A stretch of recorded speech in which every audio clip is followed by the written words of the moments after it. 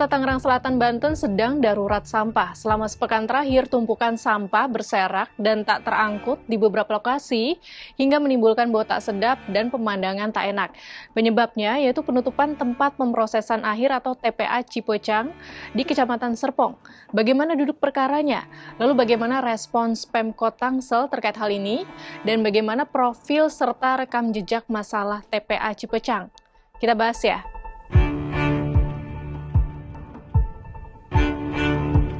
Mulai kita angkut kembali, kita cari solusinya sambil kita terus lakukan penataan di TPA Cipecang. Saat ini memang kemarin ada terjadi beberapa longsoran di TPA Cipecang, jangan sampai terjadi longsoran ke sungai dan lain sebagainya. Maka dari itu saat ini masih penataan sambil ya tadi TPA Cipecangnya harus kita selesaikan ya supaya ini jadi solusi permanen. Dibuang ke mana, Pak? Kenapa? Yang sementara ada beberapa TPS 3R yang bisa kita manfaatkan. Adapun tumpukan sampah terpantau di sejumlah lokasi seperti di bawah Jalan Layang Ciputat di Jalan Insinyur Haji Juanda, Jalan Raya Serpong, Jalan Dewi Sartika, Jalan Ki Hajar Dewantara, serta beberapa lokasi lain di Kota Tangsel. Di sejumlah kompleks permukiman sampah juga berhari-hari tidak terangkut.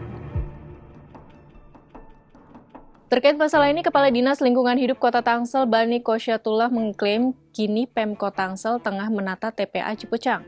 Upaya yang sedang dilakukan antara lain penataan area landfill 3 dengan metode terasering di anak Kali Cirompang agar tidak terjadi longsor dan pembangunan bronjong di area landfill 3. Selain itu, saat ini sedang dilakukan pembukaan akses jalan menuju area landfill 4 dan pembebasan lahan yang akan digunakan untuk Material Recovery Facility atau MRF. Bagi warga Tangsel, pemandangan dan penumpukan sampah yang tidak diangkut sebenarnya bukan kejutan atau hal baru.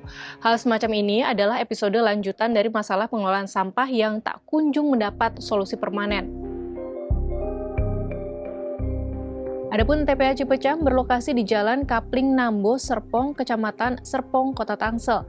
TPA seluas 11,9 hektar ini mulai beroperasi 22 Juni 2012 dengan 3 zona dengan daya tampung sebesar 123.275 meter kubik per zona. Adapun pengelola TPA Cipecang yaitu UPT Cipecang dan Dinas Kebersihan dan Pertamanan Tangsel.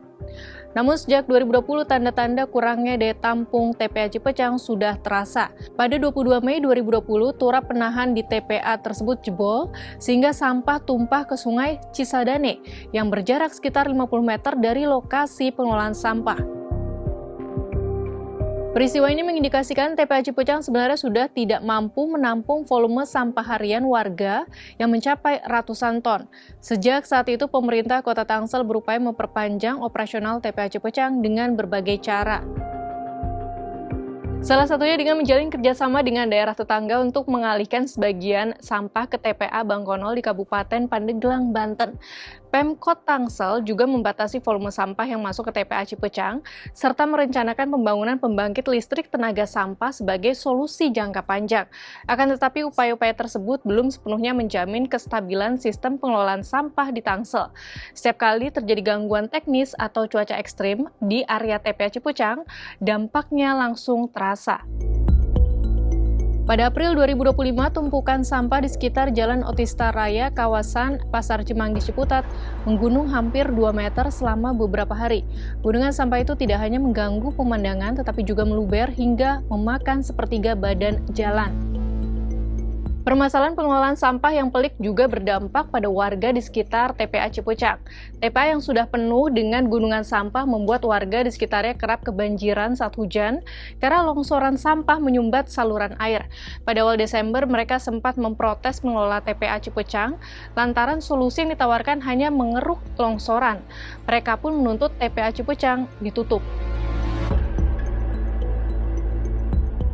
Merespons hal ini, Minggu 14 Desember 2025, Wali Kota Tangsel, Benyamin Daphni, menyatakan TPA Cipecang sedang dalam penataan dan perbaikan. Pemerintah membuat terasering dan bronjong penahan, serta memperbaiki jalan. Namun ia belum bisa memastikan berapa lama waktu yang dibutuhkan untuk mengatasi hal ini. Masalah pengelolaan sampah juga menyeret Kepala Dinas Lingkungan Hidup Kota Tangsel, Wahyunoto Lukman, Ia ditetapkan sebagai tersangka oleh Kejati Banten Selasa 15 April 2025 karena diduga terkait korupsi pengelolaan sampah dengan kerugian negara mencapai 21,6 miliar rupiah. Sahabat Kompas, apakah klaim penataan TPA Cipecang kali ini benar-benar bisa menyembuhkan penyakit menahun darurat sampah Tangsel? Atau ke depan akan berulang kambuh lagi, sampai bom waktu sampah Tangsel meledak dan berdampak parah?